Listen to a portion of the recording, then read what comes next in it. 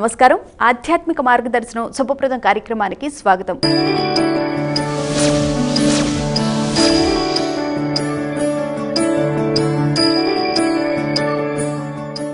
మనం మార్పు చెందితే ఈ లోకంలో కూడా మార్పు కనిపిస్తుంది. అదే మనం పవిత్ర భావనతో ఉంటే ఈ లోకంలో కూడా పవిత్రత కనిపిస్తుంది.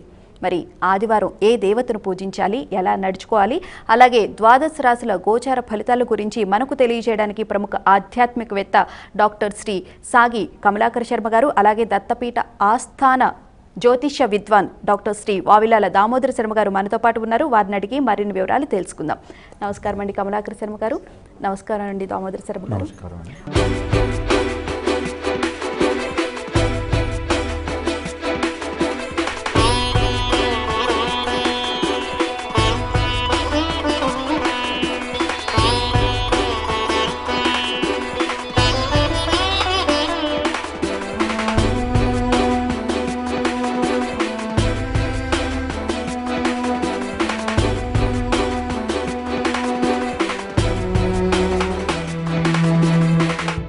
ముందుగా ఆదివారం అంటే ఏ దేవతను పూజించాలి, ఏ దేవత యొక్క శ్లోకాన్ని పఠించాలంటారు? ఆదివారం ఆదిదేవునికి మనకు నమస్కారం చేసుకోవాలి. ఆదిదేవుడు అనేటటువంటి ధోరణి ఈ భూమి మీద మనం ఆలోచిస్తున్న సందర్భం లోపల మనకు మూలమైన వాడెవడు, మనం ఎవరి చుట్టూ తిరుగుతూ ఉంటామో ఆయనే మనకు ఆదిదేవుడు. కాబట్టి భూమి మించి తిరిగేటటువంటిది సూర్యుని చుట్టే కాబట్టి, గ్రహాలన్నీ కూడా సూర్యుని చుట్టే తిరుగుతాయి కాబట్టి, మనకిచ్చే చైతన్యం అంతా కూడా ఆయన నుంచే కాబట్టి తప్పనిసరిగా సూర్య ప్రార్థన చేసుకోవటం అనేటటువంటిది తప్పనిసరి అవసరం. తప్పనిసరిగా సూర్య సంబంధమైన స్తోత్రాలు ఏది పారాయణ చేసినా చాలా సంతోషం అవుతుంది.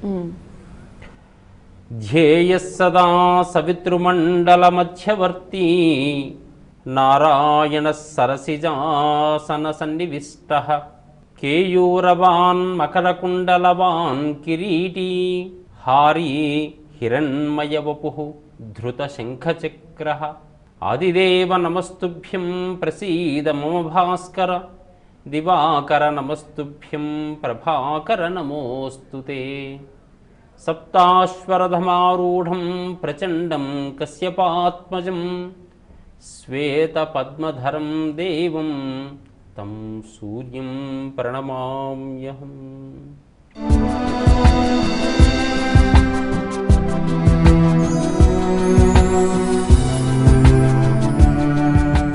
ఆదివారం నాటి పంచాంగాది వివరాలు తెలియజేస్తారా? శ్రీమాత్రే నమః. జయగురుదత్త. దుర్ముఖినామ సంవత్సరము జ్యేష్ఠమాసము శుద్ధ చతుర్దశి మధ్యాహ్నం 3:13 వరకు, ఆ తదనంతరం పౌర్ణమి.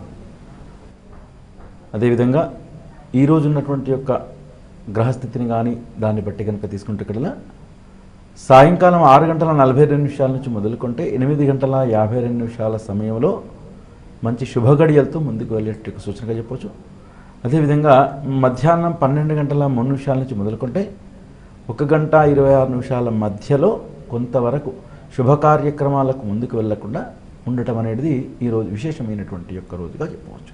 గురుగారు, సూర్య భగవానుని యొక్క శ్లోకం ఇందాక చెప్పారు, ఆ శ్లోకం యొక్క అర్థాన్ని తెలియజేస్తారా? మనకు సూర్యుడు వేరువేరు రూపాల్లో కనిపించడం అనేటటువంటిది మనకు ఉంది. సూర్యుని భావన గుండ్రంగా కనపడుతూ ఉంటుంది కాబట్టి ఆ గుండ్రని భావనే మనకు సుదర్శనంలాగా ఉంటుంది, ఒక చక్ర భావన.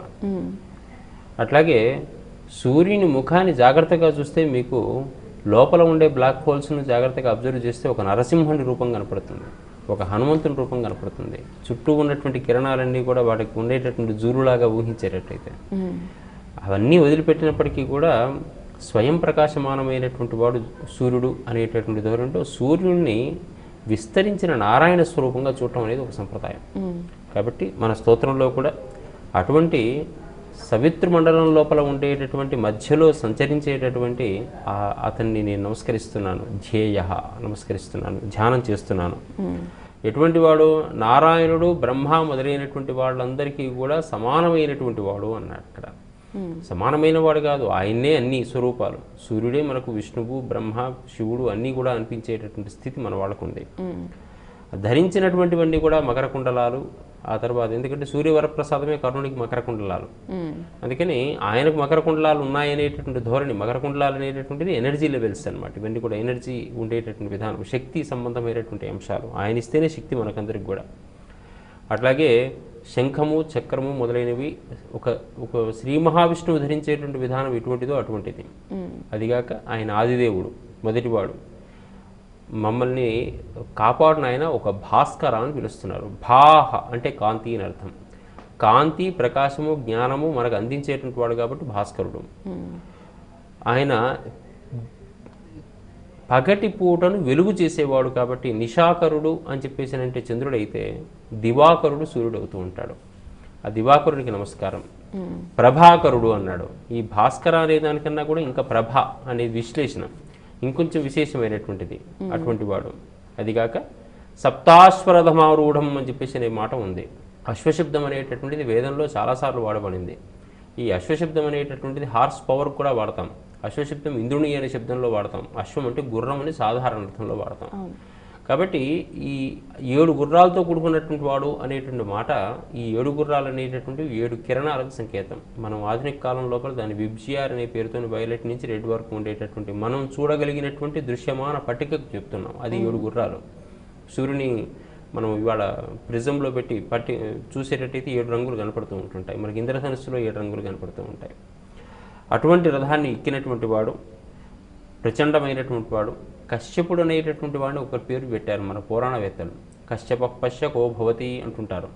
కశ్యపుడు అనేటటువంటి వాడు ఈ సృష్టికి మొత్తం మూలమైనటువంటి వాడు అని అర్థం. ఆ కశ్యపుడికి కుమారుడైన వాడు ఈయన అంటారు. అంటే మొత్తం సృష్టికి కశ్యపుడు అయ్యేటట్టయితే ఈయన మళ్ళీ ప్రతి సృష్టి చేయగలిగి ఈ భూమి వ్యవస్థ అంతా కూడా తయారు చేయగలిగిన వాడు కాబట్టి కశ్యపుని యొక్క కుమారుడు అని చెప్పేసి. అటువంటి వాడు తెల్లని పద్మాన్ని ధరించిన వాడు. ఆయన రాగానే తెల్లగా ప్రపంచం మొత్తం మారిపోతుంది. ఆమె సరస్వతి, ఆమె లక్ష్మి. అందుకని శ్వేతపద్మాన్ని ధరించినటువంటి వాడైనటువంటి ఆ సూర్యుడు సూహ్యః లోకానికి ప్రసూతిని ఇచ్చేటటువంటి వాడు. ఎవరైతే లోకానికి పుట్టుకను ఇస్తున్నాడో అటువంటి సూర్యునికి నేను నమస్కరిస్తున్నాను అని చెప్పేసి ప్రత్యేకంగా ఈ రోజున సూర్యునికి నమస్కారం చేస్తే ఆయుష్, ఆరోగ్యము, ఐశ్వర్యము, విద్య ఇన్ని కూడా బాగా తప్పనిసరిగా లభిస్తూ ఉంటాయి.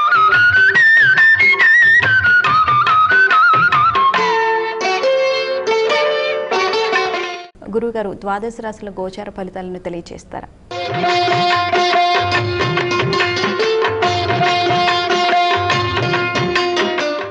ఈ రోజు ఉన్నటువంటి యొక్క గ్రహస్థితిని కనుక తీసుకుంటే ద్వాదశ రాశులలో ప్రథమంగా మేషరాశి. అశ్విని 4 పాదాలు, భరణి 4 పాదాలు, కృతికా నక్షత్రం 1వ పాదం తీసుకుంటే మేషరాశి. మేషరాశికి ఈ రోజు ఉన్నట్టు యొక్క గ్రహస్థితి అష్టమ చంద్రుని యొక్క ప్రభావం అనేది ఎక్కువగా చూపిస్తుంది కాబట్టి కొంతవరకు మధ్యాహ్న సమయం వరకు మాత్రం కొంచెం కడుజాగ్రత్తగా ఉండవలసిన యొక్క రోజు. అదేవిధంగా మేషరాశిలో ఉన్నట్టు వారందరికీ కూడా ఎక్కువగా ఈ భరణి నక్షత్రంలో ఉన్నట్టు వారికి, కృతికా నక్షత్రంలో ఉన్నట్టు వారికి కూడా కృతికా నక్షత్రానికి అధిపతి అయినటువంటి యొక్క రవి యొక్క ప్రభావం అనేది అందులో ఆదివారంతో కూడుకునే రోజు కాబట్టి కృతికా నక్షత్రం వారికి మాత్రం శుభ ఫలితాలు జరిగే సూచనగా ఉంటుంది. ఏ విధంగా చూసినా కూడా కొంచెం కడుజాగ్రత్త ఉండి ఆధ్యాత్మిక సంపదతో కనుక ముందుకు కనుక వెళ్ళి ఎక్కువ సూర్య నమస్కారాలు అంటే సూర్యుని కనుక ఆరాధించినట్టు మాత్రం మంచి ఫలితాలు మేషరాశి వారికి జరగవచ్చు.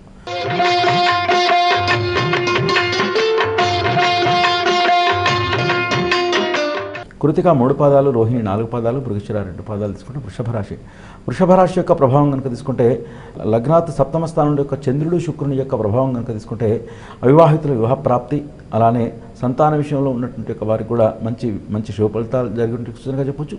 విద్యార్థులకు కూడా విశేషమైనటువంటి ఫలితాలు జరిగినట్టు విధిగా ఉంటుంది. ఎక్కువగా ఏంటంటే కొంచెం మానసిక ఒత్తిడి మాత్రం ఉండొచ్చు. కొంచెం స్త్రీల విషయానికి వస్తే కూడా చంద్రుడు శని యొక్క ప్రభావం ఉన్నది కాబట్టి కొంత కడుజాగ్రత్త కనుక పాటించినట్టు ఇక్కడ మాత్రం అంటే కోపోద్రిక్తంగా ఉండకుండా శాంత స్వభావంతో కనుక ముందుకు కనుక వెళ్తే వృషభ రాశికి ఈరోజు మంచి ఫలితాలతో జరిగినట్టు సూచనగా చెప్పొచ్చు.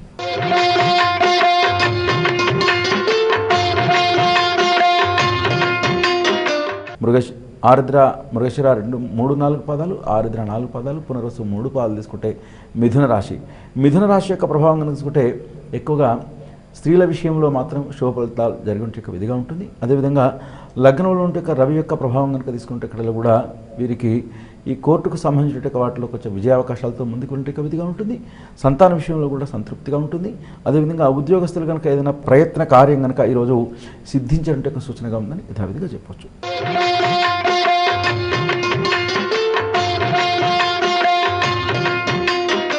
పునరుసు 4వ పాదం, పుష్యమి 4 పాదాలు, ఆశ్లేష 4 పాదాలు అంటే కర్కాటక రాశి. కర్కాటక రాశికి మాత్రం ఈ రోజు యొక్క ప్రభావం కనుక తీసుకున్నట్టుకల్లా ఈ చంద్రుని యొక్క ప్రభావం అంటే మానసిక ఒత్తిడి జరిగేటువంటి విధిగా ఉంటుంది. అదేవిధంగా ఏంటంటే కొంతవరకు వారి యొక్క వాక్కు పటిమతోటి కూడా కొంతవరకు వీరికి మైనస్ జరుగుతుంది కూడా ఈ రోజు నుండి యొక్క గ్రహస్థితిని బట్టి చెప్పొచ్చు. కానీ కర్కాటక రాశి వారు మాత్రం కడు జాగ్రత్తగా ఉండవలసిన యొక్క రోజుగా ఈరోజు చెప్పొచ్చు. కర్కాటక రాశిలో ప్రధానంగా ఏంటంటే ఆశ్లేష నక్షత్రంలో కానీ ఆశ్లేష నక్షత్రంలో జన్మించే యొక్క వారికి మాత్రం అంటే దూరపు బంధువులతో ఉన్నటువంటి యొక్క కొంచెం మానసిక వ్యధ లభించే యొక్క సూచనగా ఈరోజు కర్కాటక రాశి వారికి ఉందని యథావిధిగా చెప్పొచ్చు.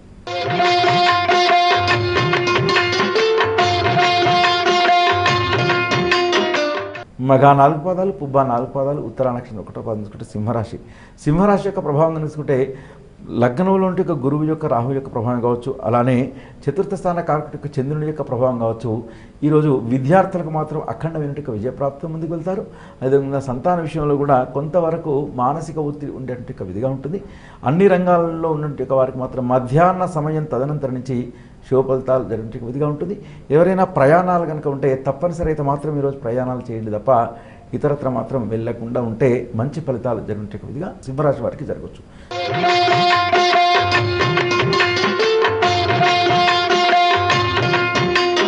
ఉత్తర 3, 4 పాదాలు, హస్త 4 పాదాలు, చిత్త 2 పాదాలు తీసుకుంటే కన్యారాశి. కన్యారాశి కనుక తీసుకుంటే ఇక్కడ తృతీయ స్థానంలో యొక్క చంద్రుని యొక్క ప్రభావం, శుక్రుని యొక్క ప్రభావం, మానసిక ఒత్తిడి, అలానే రుణగ్రస్తులకు కొంతవరకు మానసిక ఒత్తిడి ఉండొచ్చు. అదేవిధంగా విద్యార్థుల విషయానికి వచ్చినా కూడా కొంతవరకు ఈరోజు అసంతృప్తితో ఉండేట్టుగా విధిగా ఉంటుంది. మిశ్రమ ఫలితాలతో ముందుకు ఉండేట్టుగా విధిగా ఉంటుంది. ఏ విధంగా చూసినా కూడా ఈ కన్యారాశి యొక్క జాతకులు మాత్రం తొందరపాటు నిర్ణయాలు తీసుకోకుండా ఆలోచన సరళితో కనుక ముందుకు కనుక వెళ్తే మాత్రం మంచి ఫలితాలు జరగవచ్చు. ఆరోగ్య విషయంలో మాత్రం మంచి శుభ ఫలితాలతో ముందుకు ఉండేట్టుగా విధిగా కన్యారాశి వారికి ఉంటుందని యథావిధిగా చెప్పచ్చు.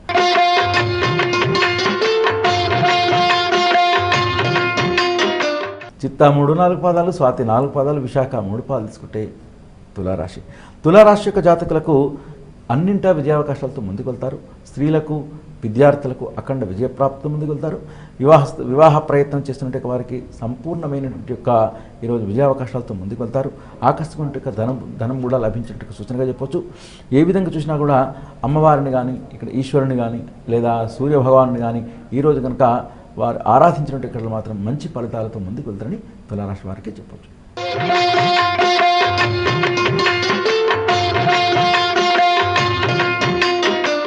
విశాఖ 4వ పాదం, అనురాధ 4 పాదాలు, జ్యేష్ఠ 4 పాదాలు తీసుకుంటే వృశ్చిక రాశి. వృశ్చిక రాశి వారికి ఎక్కువగా ఏంటంటే ఈరోజు మెడికల్ వ్యాపారస్తులకు, వస్త్ర వ్యాపారస్తులకు మాత్రం అఖండమైన విజయప్రాప్తితో ముందుకు వెళ్తారు. కొంతవరకు రియల్ ఎస్టేట్ రంగంలో ఉంటే వారు మాత్రం కొంత కడుజాగ్రత్తగా ఉండాలి. అన్నదాతలు కూడా కొంతవరకు కడుజాగ్రత్తగా ఉండాలి. ఎందుకంటే దానికి ఉన్నటువంటి యొక్క ప్రభావం తీసుకుంటే అష్టమ శుక్రుడు రవి యొక్క ప్రభావం కనుక తీసుకుంటే ఇక్కడ కొంతవరకు ఇబ్బందులు జరిగినట్టు విధిగా ఉంటుంది. ఏ విధంగా చూసినా కూడా ఈ వృశ్చిక రాశి వారు మాత్రం కడు జాగ్రత్తగా ఉన్నట్టు ఇక్కడ మాత్రం మంచి ఫలితాలతో ముందుకు వెళ్తారు.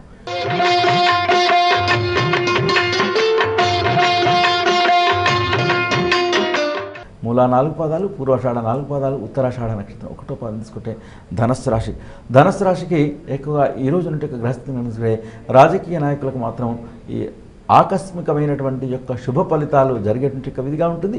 అదేవిధంగా వ్యాపారస్తుల విషయానికి వస్తే మాత్రం కొంచెం స్తబ్దత ఉండొచ్చు, మానసిక ఒత్తిడి ఉండొచ్చు.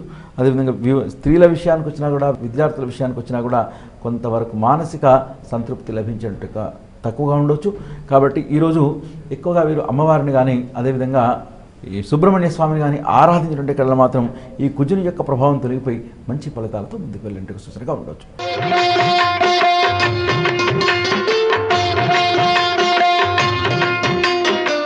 ఉత్తరాషాఢ 3, 4 పాదాలు, శ్రవణ 4 పాదాలు, ధనిష్ఠ 2 పాదాలు తీసుకుంటే మకర రాశి. మకర రాశి యొక్క జాతకులకు 11వ స్థానం యొక్క చంద్రుని యొక్క శుక్రుని యొక్క ప్రభావం కనుక తీసుకుంటే, ఏకాదశ స్థానంలో యొక్క చంద్రుని యొక్క ప్రభావం కనుక తీసుకుంటే కొంతవరకు మానసికమైనటువంటి యొక్క ఆందోళనతో ఉండేటువంటి విధిగా ఉంటుంది. ఏ విధంగా ఉన్నా కూడా ఆరోగ్య విషయంలో మాత్రం కడజాగ్రత్తగా ఉండవలసిన ఒక రోజుగా చెప్పొచ్చు. ప్రయాణాలు కూడా తప్పనిసరి అయితే మాత్రమే ప్రయాణం చేయండి తప్ప ఇతరత్ర మాత్రం వాటికి వెళ్లకుండా ఉండేటువంటి విధిగా ఉంటుంది. ఎక్కువగా ఏంటంటే విదేశీయాన ప్రయత్నం చేస్తుంటే వారికి మాత్రం ఈరోజు మంచి విజయ అవకాశాలతో ముందుకు వెళ్ళే సూచనగా మకర రాశి వారికి చెప్పొచ్చు.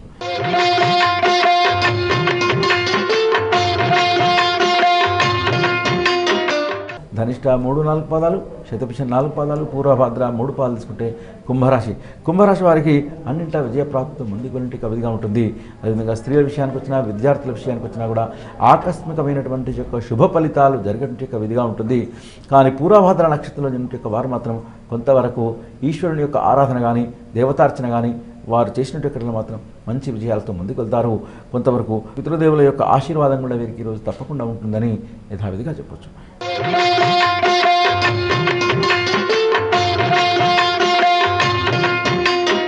పూర్వభద్ర 4వ పాదం, ఉత్తరాభద్ర 4 పాదాలు, రేవతి 4 పాదాలు తీసుకుంటే మీనరాశి. రాష్ట్రాధిపతి యొక్క గురువు యొక్క ప్రభావం కనుక తీసుకున్నా కూడా, భాగ్యస్థానంలో చంద్రుని యొక్క ప్రభావం కనుక తీసుకున్నా కూడా మీనరాశి వారికి మిశ్రమ ఫలితాలతో ముందుకున్నట్టు కవిదిగా ఉంటుంది. కొంతవరకు శారీరకమైన శ్రమ చేసినట్టు మాత్రమే మంచి ఫలితాలు లభించేట సూచనగా చెప్పొచ్చు. ఏ విధంగా చూసినా కూడా విద్యార్థుల విషయానికి వస్తే మాత్రం కొంచెం శుభ ఫలితాలు జరుగుతవి. కానీ కృషి అంటే కష్టపడిన మాత్రమే మంచి ఫలితాలు జరిగినట్టు విధిగా ఉంటుంది. స్త్రీల విషయానికి వచ్చినా కూడా కడు జాగ్రత్తగా ఉండవలసిన రోజుగా ఈరోజు చెప్పొచ్చు.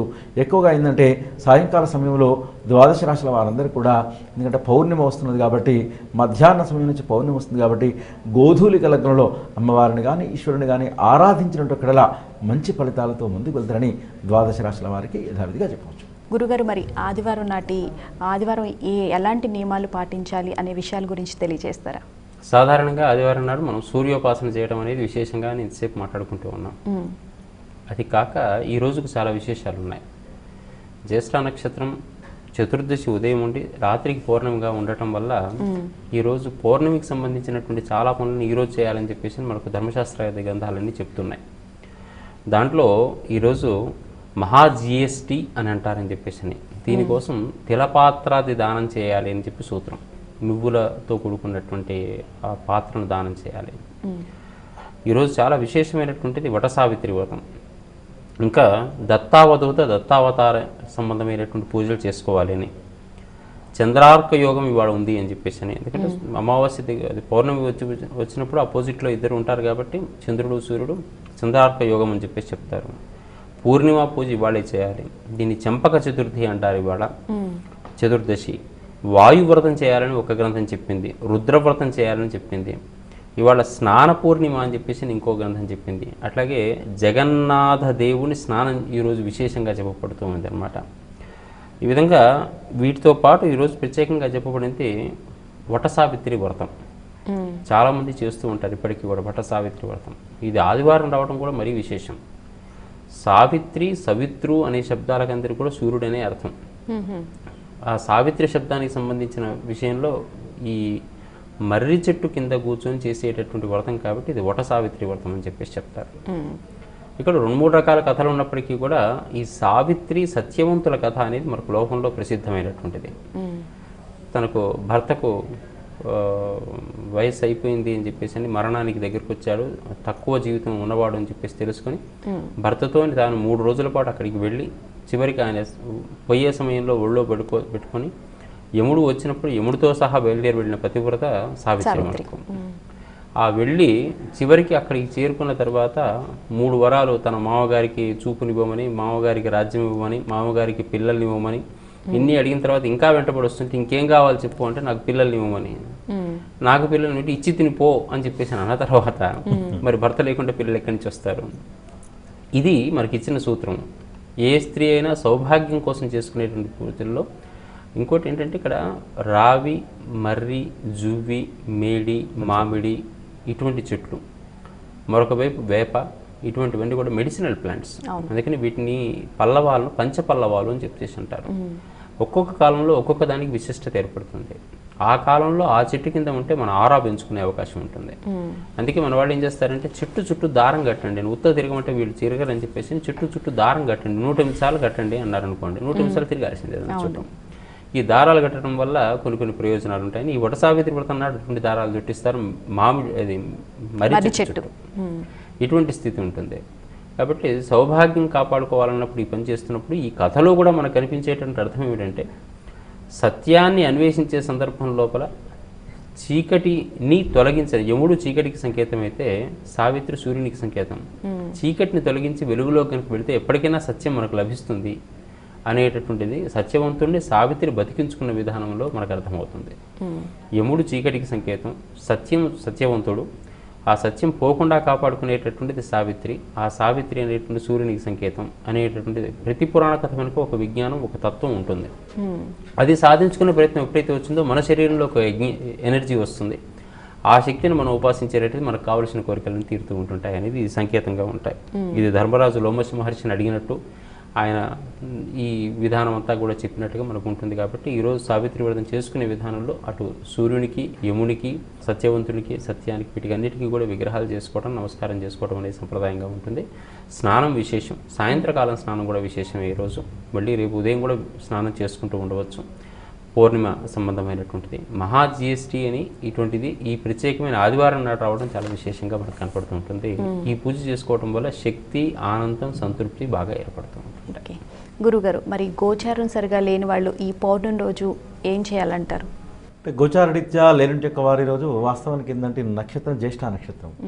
నక్షత్రం జ్యేష్ఠ నక్షత్రంతో కూడుకున్న యొక్క రోజు, అందులో పౌర్ణమి అంటే ఎక్కువగా ఈశ్వరుని కనుక ఆరాధించి కనుక, అమ్మవారిని కనుక ఆరాధించినట్టులా ఎక్కువ పౌర్ణమి అంటే చంద్రుడికి ప్రీతికరమైనటువంటిది. అందులో చంద్రుడు కూడా ఉన్నట్టు యొక్క గ్రహస్థితి కనుక వృశ్చిక లగ్నంలో యోగిస్తున్నాడు. వృశ్చిక లగ్నంలో ఎప్పుడైతే చంద్రుడు యోగిస్తాడో, చంద్రుడు కుజుడు అంటే చంద్ర మంగళ యోగం కూడా చెప్పొచ్చు. రోజు కుజుడు చంద్రుడు ఎప్పుడైతే కలయికుంటుందో చంద్ర మంగళ యోగం అని కూడా చెప్పొచ్చు.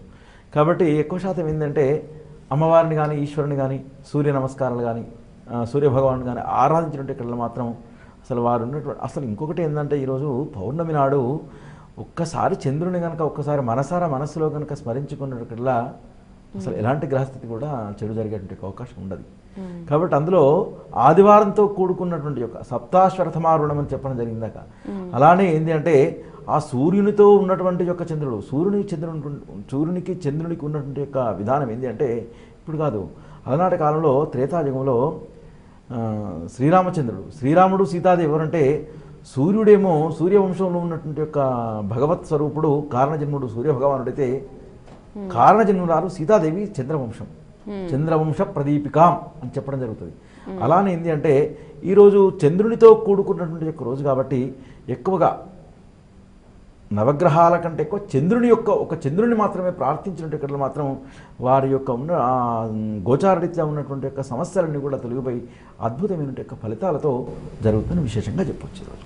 ధన్యవాదాలు గురువుగారు, చాలా చక్కటి విషయాలు తెలియజేశారు. ధన్యవాదాలండి. చూసారు కదా, ఆదివారం రోజు సూర్యభగవానుని పూజించాలి, అలాగే పౌర్ణమి రోజు ఎలాంటి నియమాలు పాటించాలి, ద్వాదశ రాశుల గోచార ఫలితాల గురించి తెలుసుకున్నాం కదా. ఇది ఇవాల్టి ఆధ్యాత్మిక మార్గదర్శనం శుభప్రదం కార్యక్రమం. రేపటి ఆధ్యాత్మిక మార్గదర్శనం శుభప్రదం కార్యక్రమంలో మళ్ళీ కలుసుకుందాం. అంతవరకు సెలవు. నమస్కారం.